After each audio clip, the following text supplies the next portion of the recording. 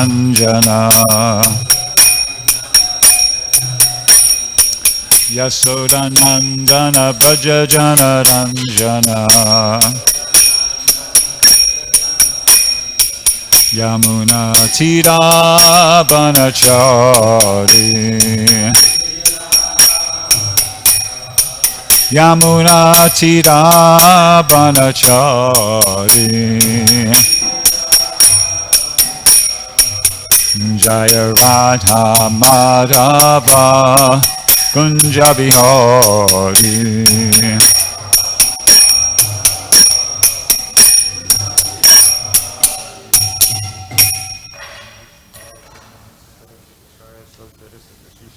Divine Grace A.C. Bhaktivedanta Swami Srila Prabhupada Ki Jai ISKCON BBD Founder Charya Srila Prabhupada Ki Jai Jai Vishnupad Paramahansa Padavajagacharya Stotra Sutta Shishi Maharaj Divine Grace Bhakti Siddhanta Saraswati Goswami Maharaja Ki Jai Ananta Gaudiya Vaishnavrinda Ki Jai Namacharya Shri Haridas Thakur Ki Jai Prem Se Kaho Shri Krishna Chaitanya Prabhu Nityananda Shri Advaita Gadadhar Shri Vasudeva Gaura Bhakta Vrinda Ki Jai Shri Shri Radha Krishna Go Gopinath Shyamakunda Radhakunda Giri Govardhan Ki Jai Vrindavan Dham Ki Jai Navadip Mayapur Dham Ki Jai Ganga Jamuna Mai Ki Jai Tulasi Devi Maharani Ki Jai Samaveda Bhakta Vrinda Ki Jai Harinam Sankirtana Ki Jai Brihat Madanga Ki Jai All glories to the assembled devotees, all glories to the assembled devotees, all glories to the assembled devotees, all glories to Sri Sri Guru and Gauranga, all glories to Srila Prabhupada.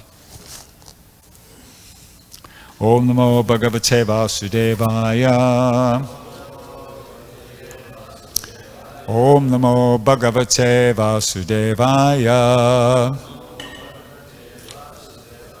Om Namo Bhagavate Vasudevaya.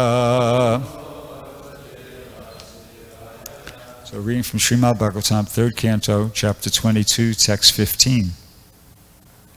Rishirvacha Badam Udvodhu Kamoham Badham Udvodhu Kamoham Aprata Chatavatmaja Aprata Chatavatmaja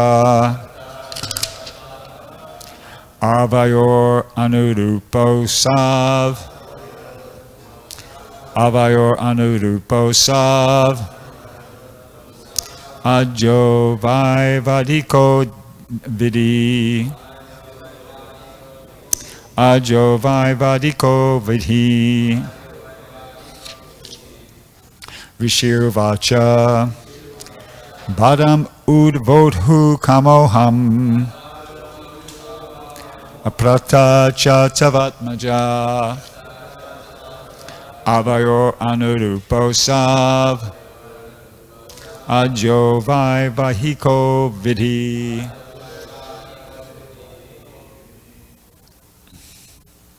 Others. Rishirvacha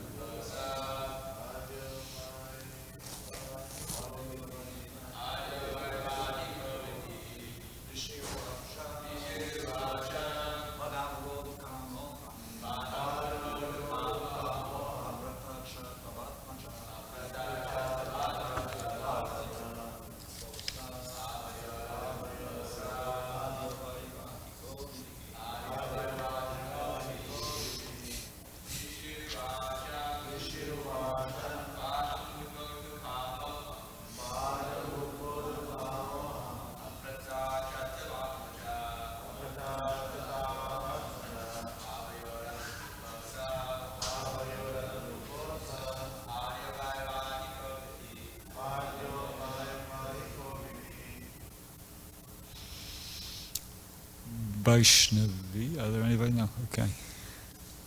Anybody else like to chant? Okay. Rishi, the great sage Kardama, Uvacha, said, Bhatam, very well. Udvodhu kama, desirous to marry. Aham, I. Aprata, not promised to anyone else. Cha, and. Tava, your. Atmaja, daughter. Avayo, of us too. Anurupa, proper. Asho, this. Adya, first. Vaivahika, of marriage. Vidhi, ritualistic ceremony. Translation and purport by His Divine Grace A.C. Bhaktivedanta Swami Srila Prabhupada. The great sage replied, certainly I have a desire to marry, and your daughter has not yet married or given her word to anyone. Therefore, a marriage according to the Vedic system can take place. Purport. There were many considerations by Kardama Muni before accepting the daughter of Swayambhuva Manu. Most important is that Devahuti had first of all fixed her mind on marrying him. She did not choose to have any other man as her husband. That is a great consideration, because female psychology dictates that when a woman offers her heart to a man for the first time, it is very difficult for her to take it back. Also, she had not married before. She was a virgin girl. All these considerations convinced Kardama Muni to accept her. Therefore he said, yes, I shall accept your daughter under religious regulations of marriage. There are different kinds of marriages, of which the first-class marriage is held by inviting a suitable bridegroom for the daughter and giving her in charity. Well-dressed and well-decorated with ornaments, along with a dowry according to the means of the father. There are other kinds of marriage, such as Gandharva marriage and marriage by love, which are also accepted as marriage. Even if one is forcibly kidnapped and later on accepted as a wife, that is also accepted. But Kardama Muni accepted the first-class way of marriage because the father was willing and the daughter was qualified. She had never offered her heart to anyone else. All these considerations made Kardama Muni agree to accept the daughter of Swayambhuva Manu. Om Gyanatimadam Dasya Jananjana Shalakaya Chakshuram Militam Yena Tasmai Shri Gurave Namaha Shri Chaitanya Mano Bhishtam Stapitam Yena Bhutale Swayamrupaganamayam Dadati Swapadantikam. So it's mentioned here that Kardama Muni made many considerations before accepting Devahuti, the daughter of Swayambhuva Manu, as his future wife. But Prabhupada says most important is that Devahuti had first of all fixed her mind on marrying him. That was the most important consideration for him, that she was, fixed, that I just want to marry him. So, interesting, unlike today, the most important consideration for somebody might be, well, is this person good looking enough? And are they available? But no, this was the most important consideration for Kardama Muni. But why? Why is this such an important consideration to him, that she is, fixed on marrying him? Well, my understanding is that he had a higher purpose in mind. So he's not going into marriage, for the purpose of maximizing his material enjoyment in life. No, that's not his program. It's been explained previously that Kardama Muni is one of the sons of Lord Brahma, and like many of the sons of Lord Brahma, were requested to help populate the universe. So unlike a couple of his brothers, the four Kumaras and Narada Muni, he didn't refuse. He accepted that he was going to do that. That was, request from his father, and he accepted he was going to do that. But at the same time, he has a higher purpose in mind. He's Kardama Muni. He's a sage. He's a great sage, great yogi. He wants to get liberated. He wants to become fully self-realized, fully enlightened and liberated. Part of that, okay, he's going to do this as well, but he hasn't lost sight of his goal. See? So this is an important consideration for him, because he wants a wife that's not going to bail out on him. And there's not going to be a problem. It's that, the fact that this girl is fixed on him, is attached to him by hearing about his qualities and so forth and so on.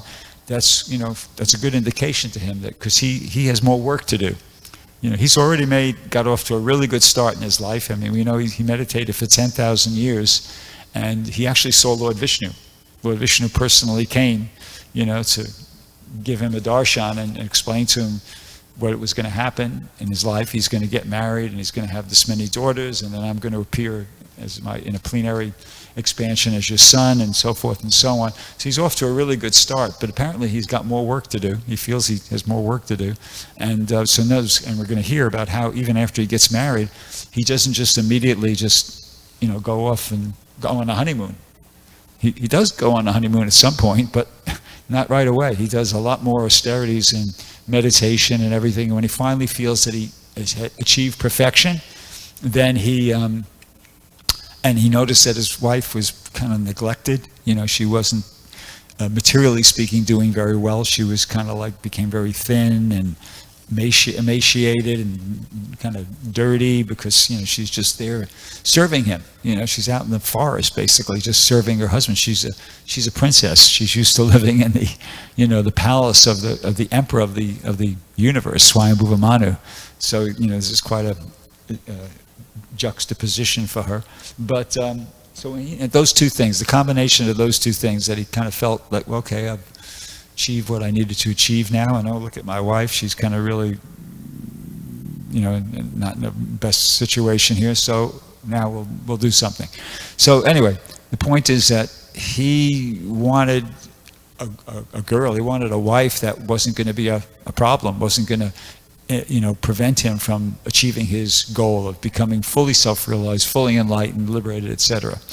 And that's what happened. So he made a good choice. So we have to follow in the footsteps of Kardama Muni in that sense. We have to have the higher purpose in mind. That's why he was successful. He didn't lose sight of his goal. He didn't get distracted.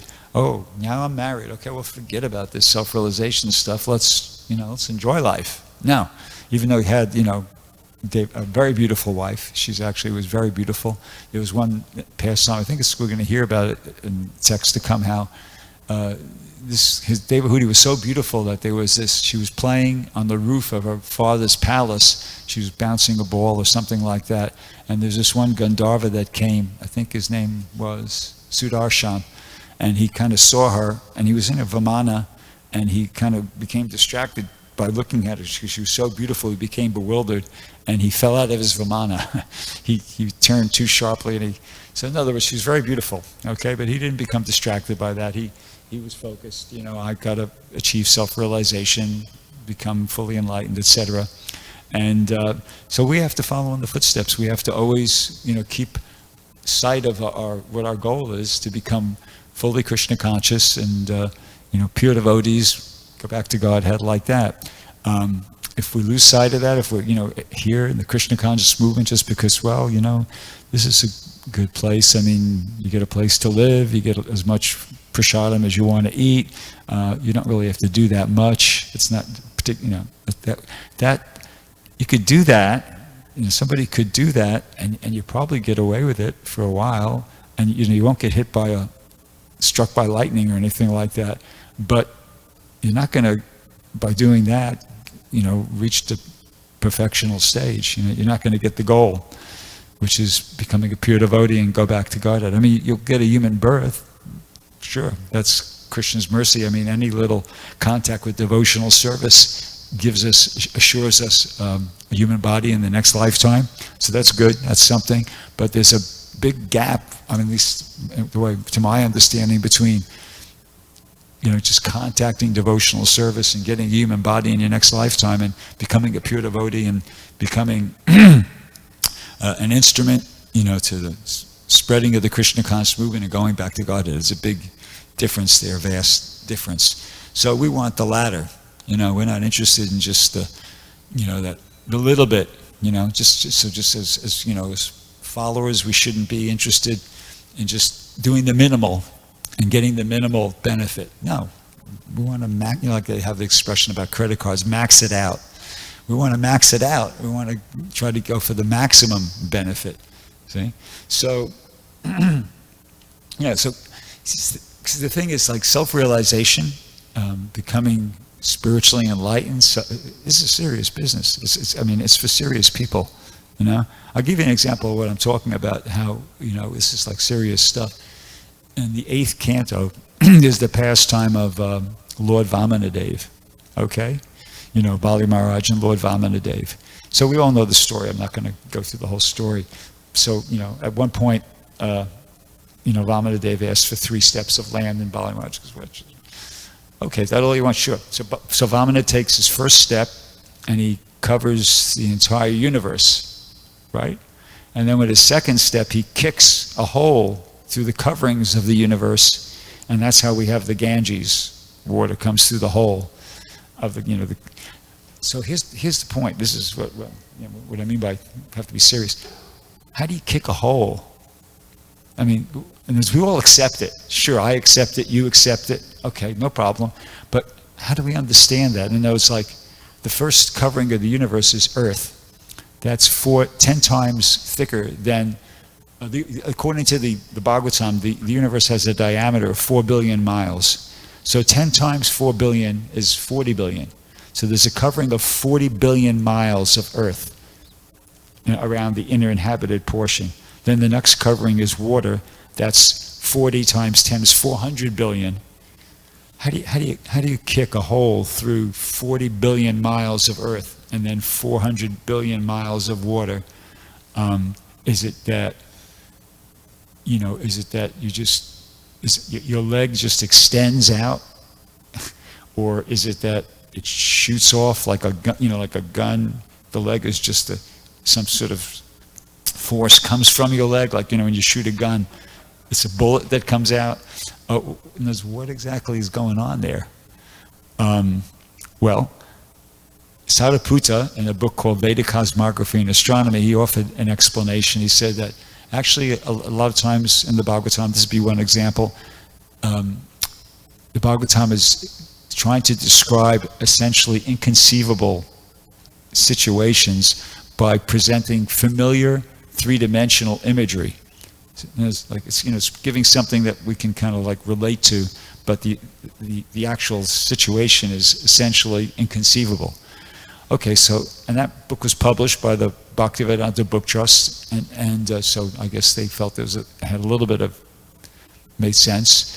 But he himself said that I present this as just a tentative conjecture. He wasn't asserting that this is 100%. This is the way to understand it. He himself is saying it's just my tentative conjecture. But for argument's sake, let's say that that's correct. That's the correct understanding, that, you know, a lot of things in the Bhagavatam are being presented. It's familiar three-dimensional imagery to understand the situation that's essentially inconceivable. Okay, so let's say that's the correct explanation, but it's just an explanation. See, it's just an explanation, and an explanation is not a realization. An explanation, you can have an explanation of something, but it's quite a bit different than having transcendental realization of the nature, the transcendental nature of Krishna's pastimes. Follow what I'm saying? So this is serious. Krishna consciousness is for serious people. This is like a serious thing we're trying to like understand here or realize. You know, every different aspect of it. The chanting, the holy name is Krishna. I mean, okay, you know, we do it, we chant, but are we realizing the transcendental nature of the holy name? Are we realizing the transcendental nature of the deities of Tulsi? And you know, it's one thing to just kind of know the idea, and it's another thing to actually be experiencing what's being said. You see, so how do you do that? You know, as I said, an explanation is quite a bit different from a transcendental realization. Well, there is a process. You know, it's not like we're being left high and dry. According to the Vedic literatures, there's a process. It's called devotional service. It's actually, and how it works is, it's stated in the Padma Purana, Atak Shri Krishna Namadi, Nabhaved Gudayam Indriye, Sevan Mukha Hijivado, Swayam Eva Spiratira. That Krishna can't be understood by the blunt material senses. See? In other words, we'll never understand Krishna or devotional service or the Krishna, Krishna philosophy just by becoming very intelligent, by the prowess of our mind and our speculative abilities. No. Sevan Mukha Hijivado, Swayam Eva Spiratira. But he's understood by devotional service beginning with the tongue. In other words, you have to engage in devotional service, and you have to, and these things, and when you please Krishna or his representative with your devotional service, then it's revealed. The transcendental nature of Krishna's pastimes, the transcendental nature of this philosophy, everything, the transcendental nature of everything is revealed to us when we surrender and engage favorably in devotional service. Please our spiritual master with a devotional service, then things get revealed to you. Otherwise, it's just doesn't happen. So we have to try to surrender. We have to surrender. Of course, surrender means chanting 16 rounds, following the 4 good principles. That's basic foundation of it. And then beyond that, with our service, we have to really try to wholeheartedly engage in devotional service in the mood, with the desire that Krishna, please, give me your mercy, accept my service, and let me understand what it is I'm doing here. What Krishna consciousness is really all about. And it works on the principle of it's explained in the Bhagavad Gita, chapter 7, text 14. Krishna says, Daivahi esha gunamayi mama maya dirachaya mamevi papajante mayami tam tarantite, that this divine energy of mind consisting of the 3 modes of material nature is insurmountable. But one who surrenders unto me can easily cross beyond it. So the idea is that the modes of nature are more powerful than any jiva. You can't fight your way out of the modes of nature. They're more powerful than any jiva. But Krishna is more powerful than the modes of material nature. So when we surrender to Krishna, or surrender to his representative by engaging in devotional service, then Krishna can order. Prabhupada actually says this in the purport. He orders the release of the conditioned soul, who is originally his beloved son of the Lord, a beloved part and parcel like that. See? So that's the program. That's the program. We have to really try to very seriously and sincerely engage in devotional service and pray and expect the mercy of Krishna, because when you get the mercy of Krishna, then you can actually transcend. Mamevi papajante. You can actually go beyond. It becomes revealed. You become released. It's as different from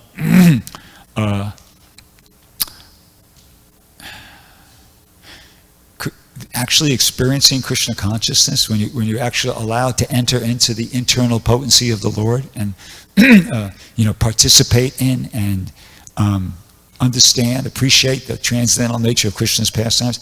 It's as different from being what we're experiencing, ordinary people are experiencing in material life, as being awake is from being asleep. Like last night I was dreaming, and then the alarm went off, and I went, oh. It's like, that was a dream. It felt really like that was reality when I was experiencing it, but when I woke up, I realized, no, actually, that was a dream. Okay? So in the same way, when we actually start engaging in devotional service, incrementally, not necessarily all at once. Krishna says in the 5th chapter of the Bhagavad Gita, when you are enlightened with the knowledge by which nescience is destroyed, then your knowledge will reveal everything, just like the sun lights up everything in the daytime. So it doesn't necessarily happen like that, but just like the sun lights up everything in the daytime, gradually, beautifully, etc.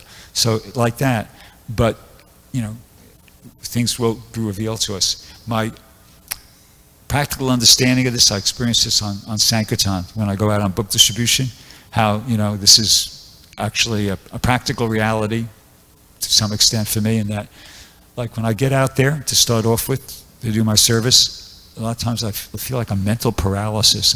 Like even yesterday, for instance, I was looking at the people and I go, my mind is saying, you're not going to be able to distribute any books out here. Forget it. It's just forget it. But that's an unacceptable proposition. So I have to, I know I have to at least attempt it. So I said, okay, let me try. I have my lines and everything, and I start off by just mechanically approaching people and doing my sales pitch, and it doesn't happen. It doesn't work. And then I realize, I'm not praying. I'm not praying to Krishna, And then I just dig in and I actually start praying and endeavoring at the same time. And then not, every single moment, but something starts happening, and it's like, it's that mamevi epapajante mayamitam factor kicks in, and Krishna starts, and this is a way in which you actually are, things are revealed to you. Krishna uses you as an instrument. I feel like Krishna is using me as an instrument, and people start, the same people who are feeling like very self-conscious, about even approaching, they stop and they listen to what I have to say, and they take the books and they give a donation. And I'm standing there thinking, wow, how did that happen? Because I'm the person I'm doing it, but I'm thinking like, wow, how did that happen? They took this whole stack of books and just gave whatever it was, $25, $50, $100, and wow, how did that happen? It's Krishna. It's Krishna using the devotee as an instrument, and when that happens, you feel like the greatest beneficiary of preaching and devotional service is the person who's doing it. You're actually being given the opportunity to enter into the internal potency. There's a chapter 9. Text 13, I think it is, goes, Mahatmanas tumam parta daivim prakritim ashrita, bhajanti ananyamanaso gyatva bhutadimavyam, that the Mahatmas, they're under the protection of the internal potency. See, there's the external potency and the internal potency. And when you engage in devotional service, and you actually manage to, sincerely, seriously, and you please the spiritual master, just proportionately, you're allowed to enter. You're entering into this internal potency. You're being used as an instrument to engage in devotional service and spread devotional service, and to some degree, Krishna says, as they surrender unto me, I reward them accordingly. To some degree, you kind of feel like you're understanding, to a little bit at least, what Krishna consciousness is getting a hint. You're getting a glimpse. I feel like I'm getting a glimpse of what Krishna consciousness is when that happens. When when I'm actually out there doing my service. So, it's the same thing we've been hearing since the day we joined. You just have to be really serious about the basic stuff. Chanting 16 rounds, following the focus, and try to surrender. And it means sometimes surrender means voluntarily accepting some uncomfortable, inconvenient, or kind of what seemed situation that you're reluctant to accept. But if we do it, we're not going to be the loser. And I want to read you something that I just heard yesterday. Prabhupada was giving a lecture in Montreal, and he himself was describing how he was reluctant. So in other words, if we're feeling a little bit reluctant to surrender, well, we could think we're in good company, because even Prabhupada was feeling reluctant to surrender. He describes it like this. Okay.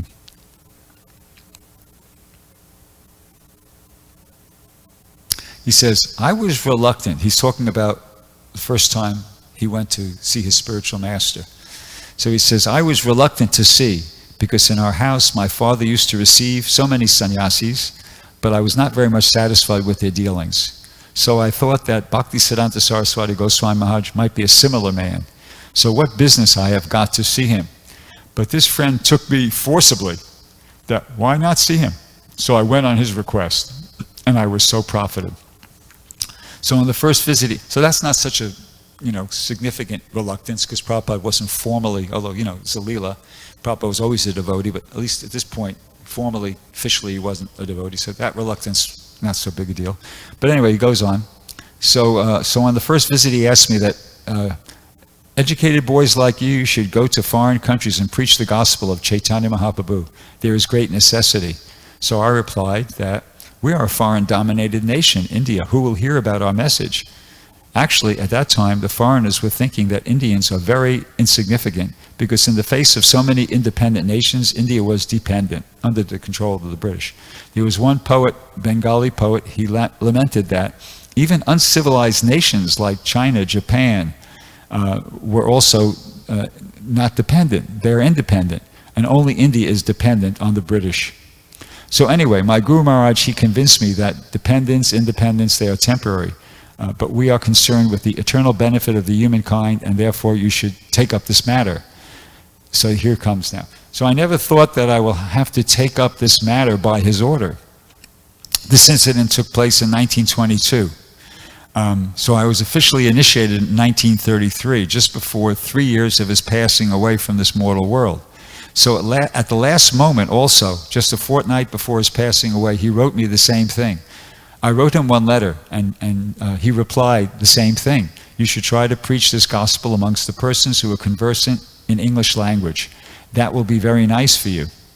So I was dreaming, and this is the significant reluctance that Prabhupada is expressing here. So he's already a devotee at this time. I mean, he's initiated, right? But this is what he's revealing to us. He's sharing with us what was going on. I was dreaming sometimes that my Guru Maharaj is calling me, and I'm leaving my home and going behind him. Sorry. I was dreaming like that, and I was thinking, oh, I have to give up my home? My Guru Maharaj wants me to give up my home life and take sannyas? Prabhupada goes, so I was thinking, it is horrible. How can I leave my home? But Prabhupada goes, this is called Maya. Of course, it is a long story, but I'm speaking to you because you are my dear children. So I was thinking that, how can I take sannyas and leave my home, my children? So that was a horrible thought for me. I tell you, I was thinking seriously. So Prabhupada's expressing here, he's reluctant. You know, he was already initiated at this point, and he'd already kind of knew the philosophy and everything, but he felt some reluctance. He says, so of course, I will have to take this course. Guru Maharaj wants me.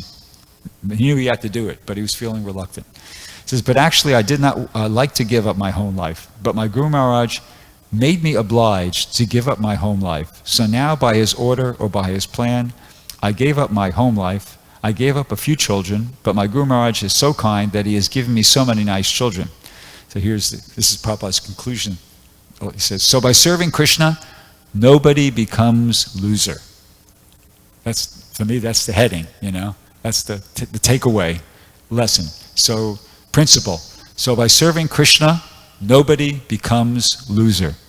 He says, this is my practical experience. I am citing this example from my personal experience because just before leaving my home, I was thinking that I may be in great trouble, especially when I left home for your country in 1965. The government would not allow me to take any money. I only had a few books and 40 rupees, Indian rupees, which he wasn't able to exchange even. You know, they found it.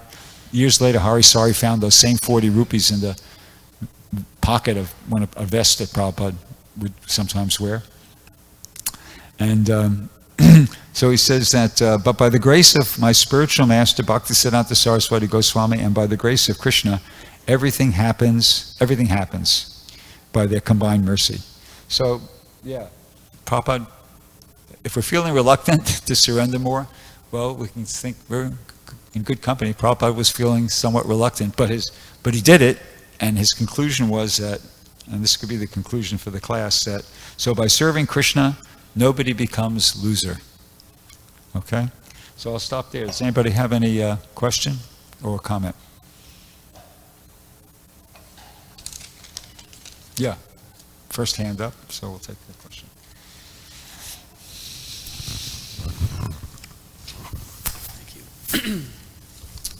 So Kardama Muni, being a sage who's aspiring for perfection, he accepted his wife, and it's also my understanding that they did have that honeymoon period where they went in the palace all over and Yeah. enjoyed like that. So in that sense, I mean, I remember when I read that the first time I was confused because it seems like he's enjoying up there with his wife, and I think there's a lot of other ladies too there.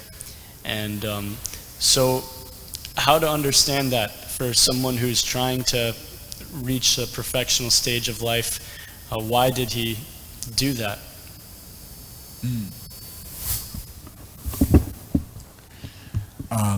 Okay, well, before that, he actually, talks to his wife and explains to her that, okay, now I've achieved love of Godhead and I'd like to give it to you.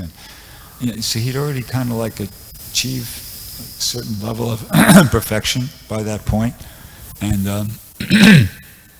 I guess he considered that was part of his duty as a grihasta. He accepted this girl as his wife, and he had to, do something. So he did it in grand style. Somebody that's the best I can answer. Somebody want to improve upon that answer? Yeah, such a no.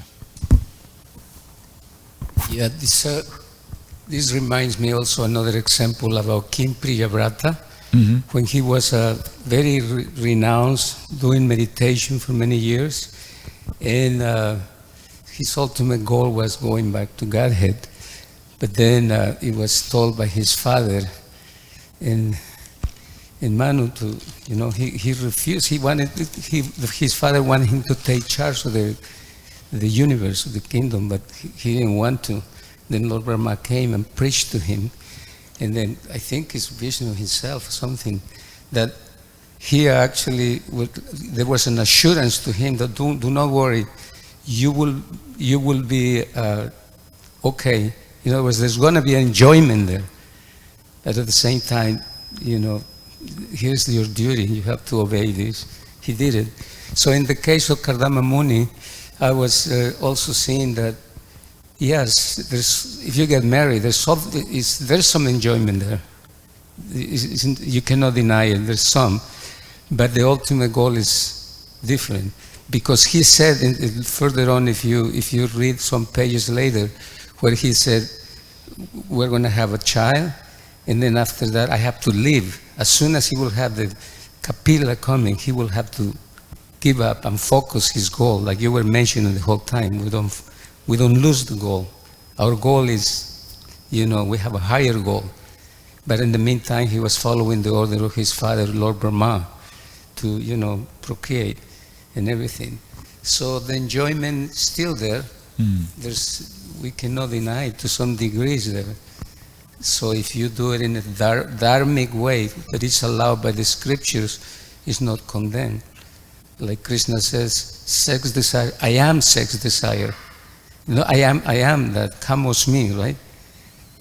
So I am, but if he's doing properly, if he's doing according to the regulations of the scriptures, so this is my understanding.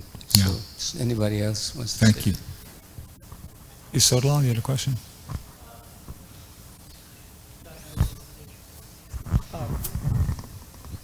So I was just thinking that when you're out in the streets preaching, a lot of times you'll use words like unlimited or unlimited or what is it? But a lot of the karmis, they don't really. These are words that are in their everyday language, and they don't really have the understanding of what unlimited is, And so I think you have to be a devotee, and have to devote it, and just understand that Krishna is unlimited. I think that's something only a devotee could understand, and a lot of the karmis, I think they kind of, you tell them God is unlimited, and I think they kind of get blown off by that, Yeah. And I don't think it's possible for them to really. I don't preach, to be honest with you. I mean, I say a little something about the book. The most I say really is I show them the pictures of changing body, that picture, and I explain, I say, look, our body changes, but how consciousness continues after the body's finished. that's pretty much the extent of my preaching out there. I'm always conscious of the fact that I'm a salesman for Krishna, but I'm a salesman. Just like, when you go in the kitchen, you're a cook. Doesn't mean you're not devotional. I mean, you should chant your 16 rounds, follow the 4 good principles, put a lecture tape on, or some chant, some kirtan or something like that. But the real thing is you got to be a cook. When you're in the kitchen, you got to know what you're doing. You got to know what combines with what, and you have to have skills and produce something that is healthy and tasty, right?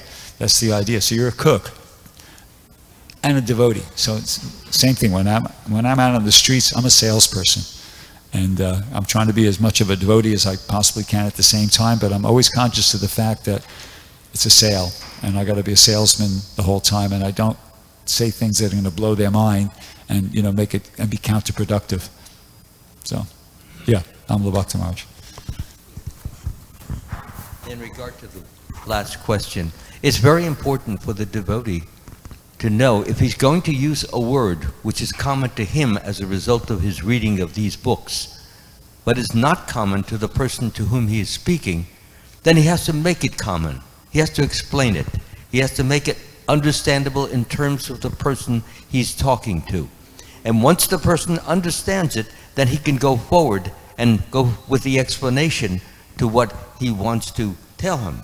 But if a person that you're talking to doesn't know that there are 3 or 4 words there that he doesn't understand, then he's just in the dark and stays in the dark, and he may appear that he's understanding, but he's not understanding, just out of not wanting to be known as being rude or impolite. Yeah, they just exactly. Go politely, just listen to you. So this is very important in my preaching. I can always tell if a person doesn't understand, even if he's taken classes, just by his eyes. If his eyes kind of go like this, that he doesn't understand it. But if his eyes are going and his head is nodding slightly, then he is understanding it, and you can go forward. And if you don't think he really understands it, but he's just putting on a show, then you say, do you really understand what I'm talking about?